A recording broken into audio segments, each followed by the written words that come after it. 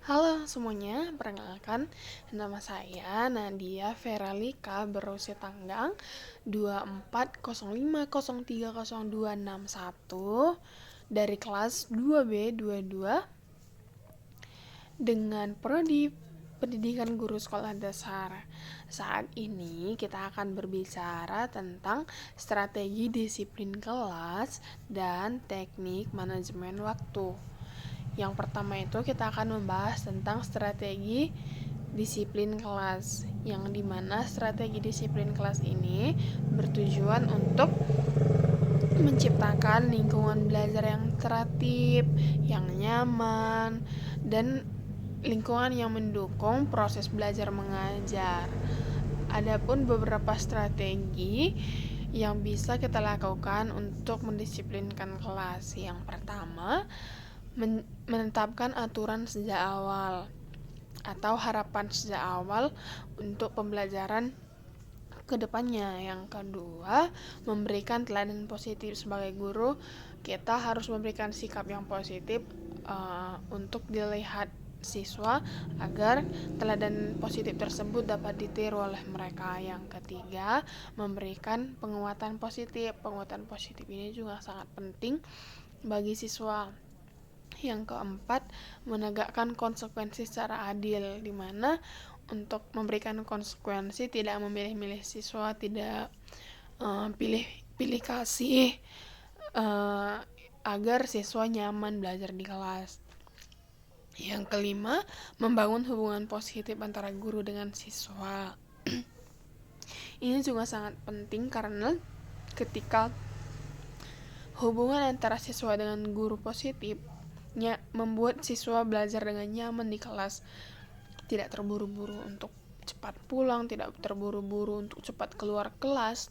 Bahkan siswa mungkin lebih bersemangat ketika berangkat sekolah karena mengetahui bahwa hubungannya dengan gurunya positif, sehingga dia lebih bersemangat untuk berangkat ke sekolah untuk melakukan pembelajaran dengan guru tersebut. Yang keenam adalah menggunakan pendekatan preventif.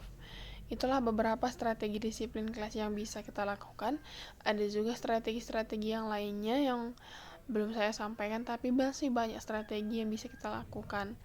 Sekarang kita akan membahas yang kedua tentang teknik manajemen waktu di kelas. Teknik manajemen waktu ini bertujuan untuk membantu guru dan siswa menggunakan waktu belajar secara efisien agar semua tujuan pembelajaran dapat dicapai. Beberapa teknik manajemen waktu yang bisa kita lakukan. Yang pertama, perencanaan kegiatan pembelajaran. Perencanaan kegiatan pembelajaran ini seperti membuat kegiatan harian terlebih dahulu atau membuat kegiatan mingguan agar kita tidak kewalahan ketika sampai waktunya kita sudah tahu materi apa yang akan kita sampaikan, kegiatan apa yang akan kita lakukan, agar kegiatan-kegiatannya berbeda dan siswa juga nyaman belajar di kelas. Yang kedua, gunakan waktu transisi dengan efektif. Ini juga sangat penting untuk mengurangi waktu kosong ketika pergantian pelajaran antara pelajaran 1 dengan pelajaran 2. Usahakan waktu transisi itu tidak terlalu banyak agar waktu kosong itu tidak banyak. Yang ketiga, itu tegas terhadap waktu. Tegas terhadap waktu ini kita harus disiplin. Ketika jam masuk, kita harus tepat waktu. Begitu juga dengan mengakhiri jam kelas, itu juga harus tepat waktu. Jangan kita telat masuk kelas tapi cepat keluar kelas, atau kita telat masuk kelas telat keluar kelas. Sebaliknya juga, jangan terlalu cepat masuk kelas, cepat juga keluar kelas. Itu tidak tegas terhadap waktu. Waktu harus kita gunakan seperti yang sudah ditentukan. Yang keempat itu prioritaskan kegiatan penting.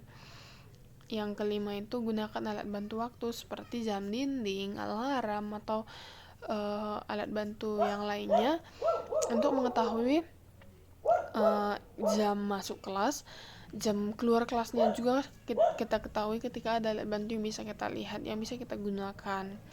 Yang keenam itu, berikan tugas rumah dengan terukur dan terstruktur agar siswa-siswa tidak kesulitan ketika tugas yang kita berikan itu terukur dengan kemampuan mereka. Inilah strategi disiplin kelas dan teknik manajemen waktu yang bisa saya sampaikan, yang bisa kita bahas. Sekian dari saya, terima kasih, bye-bye.